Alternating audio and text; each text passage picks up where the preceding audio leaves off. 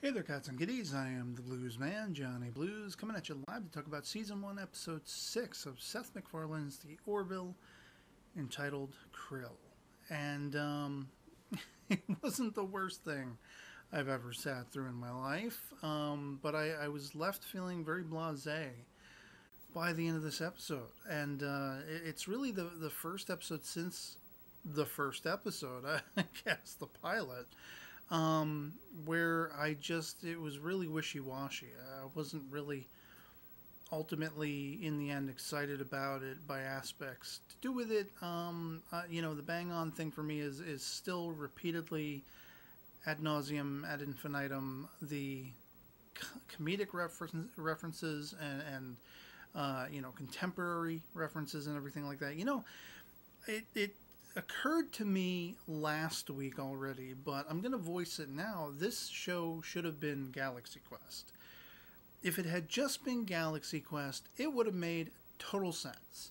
Rather than being a sort of spoofish Star Trek kind of, parody kind of thing, an homage or whatever you want to call it. I mean, if it was Galaxy Quest, where these characters, or at least some of the characters, hail from contemporary Earth, all of the references would suddenly make sense.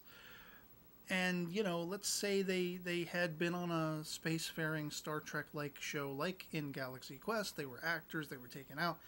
And after, you pick up so many years after the movie, and maybe these are new characters on a different ship, guest stars or whatever, who actually went through some level of training, and they're out there, traversing the galaxy and whatever like that, and having these adventures contemporarily, so that every contemporary reference actually makes a kind of sense and fits. It doesn't feel alien.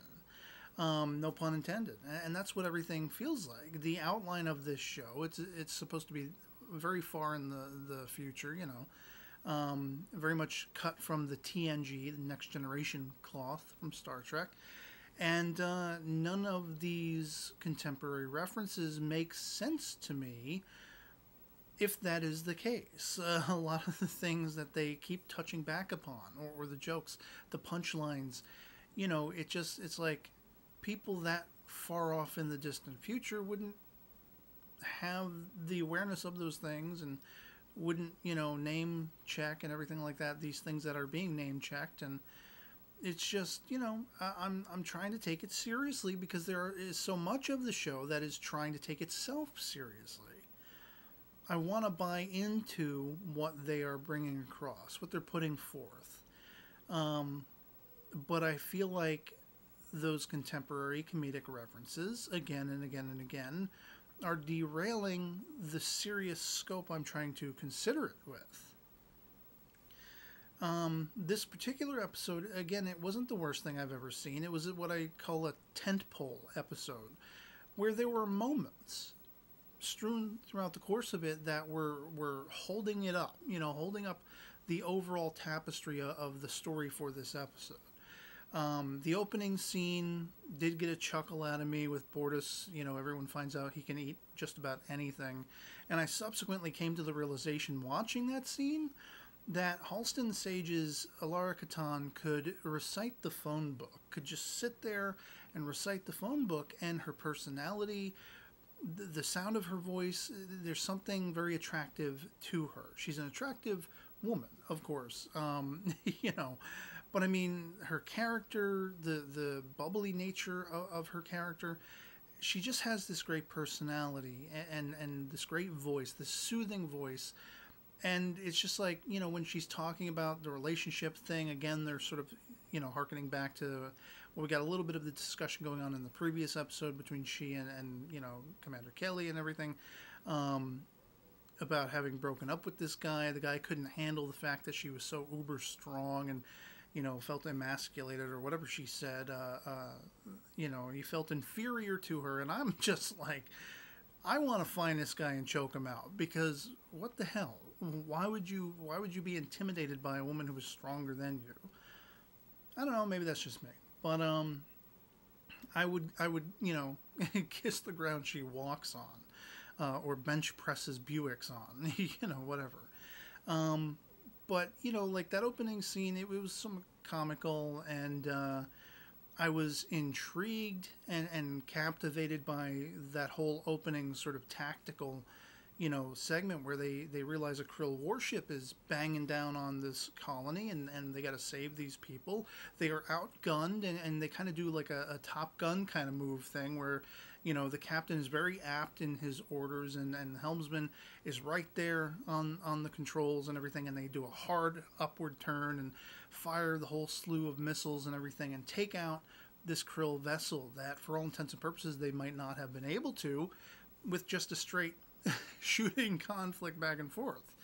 So the maneuvers there, that all impressed me, and I was compelled by that.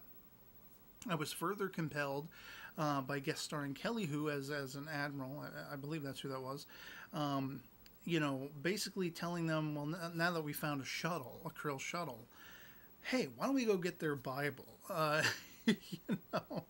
And oh, look who we got. We got the two volunteers right here, Captain Ed Mercer and his helmsman. They're going to go undercover.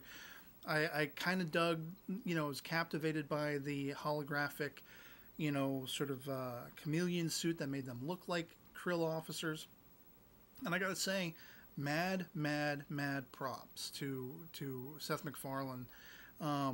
He's one of the showrunners here. He's one of the creators, conceptualizers of this, and he's willing to take one for the team. He's willing to get into all of that makeup, which, like, I don't know how many hours, but if you've ever watched anything, even remotely talking about, alien or monster makeup and stuff like that, it could take anywhere from like 4 to 6 to 8 to 12 hours almost to get in a chair and get it all put on. So props to him and the helmsman and everyone else who was all costumed up like that in the Krill makeup, and all the regulars, Bortus and Alara, with all of their alien sort of guises, the makeups that are applied to them. They all look relatively convincing. Like, I never question it, really. The Krill kind of reminded me of the Dominion a little bit from DS9, only significantly whiter, for lack of a better term, almost albino. And I like that there is some reasoning, given in the dialogue, spoken about, discussed, to do with that. Their world is perpetually in darkness, and so this is how they have evolved.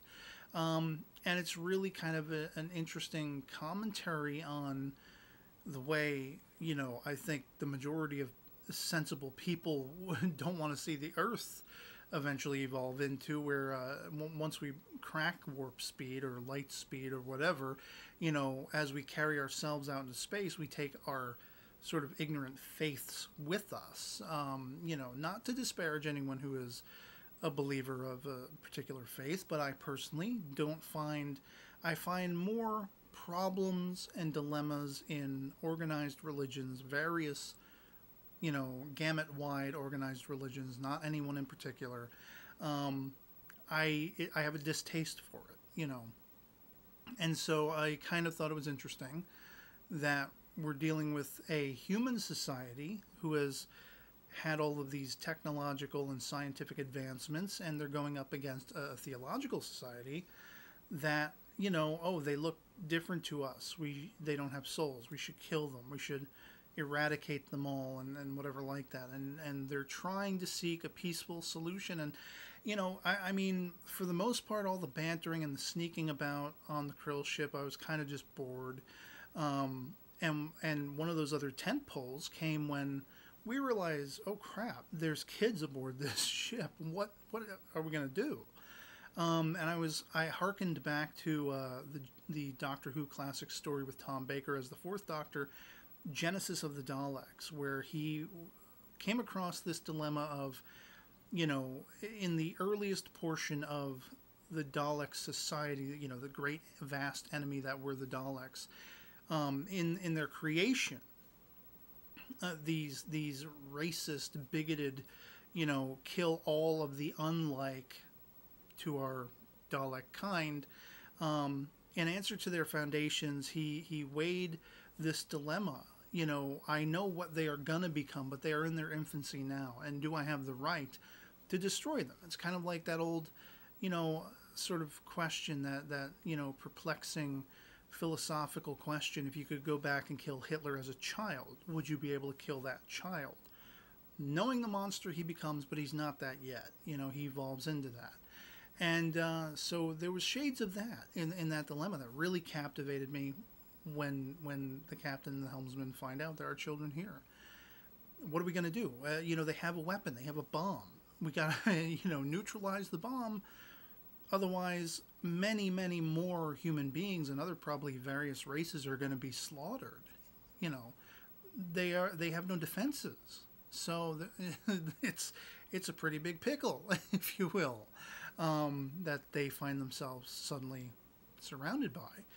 And I immediately was championing the captain's assurance that we're not going to destroy this ship. We're not going to kill everybody on it with kids here, but we got to find an alternative anyway.